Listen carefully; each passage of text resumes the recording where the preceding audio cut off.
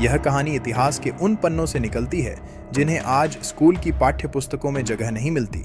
इसे हम कह सकते हैं अनसुनी संधि, 4 साम्राज्यों की गुप्त बैठक। लगभग 700 वर्ष पहले एक असाधारण दिन आया जब दुनिया के 4 विशाल साम्राज्यों रोमन, फारसी, चीनी और मिस्रीय के राजाओं और बुद्धिजीवियों की गुप्त बैठक एक सुनसान पर्वतीय घाटी में हुई। उस दिन आकाश में अचानक एक गहरा सूर्य ग्रहण हुआ।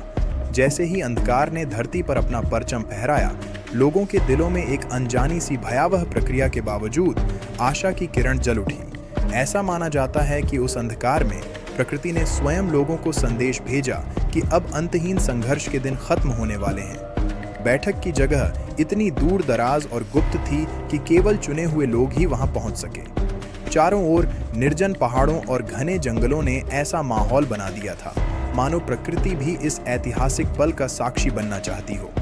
उस बैठक में उपस्थित सभी नेता न केवल अपनी अपनी लड़ाइयों और हितों को भुलाकर एक साझा भविष्य की ओर देखने लगे, उन्होंने एक ऐसी संधि पर समझौता किया जिसके अंतिम उद्देश्यों में युद्ध और विनाश की जगह विज्ञान, कला और मानवता के उन्नत आदर्शों का समावेश था।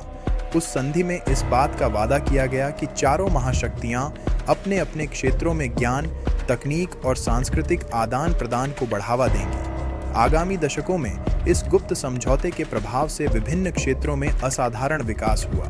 नई तकनीकी खोजें, चिकित्सा विज्ञान में प्रगति और अंतर सांसदीय सहयोग के नए रूप सामने आए, जिनके बारे में अब तक इतिहास की किताबें कुछ भी नहीं बताती। लेकिन कहानी यहीं समाप्त नहीं होती।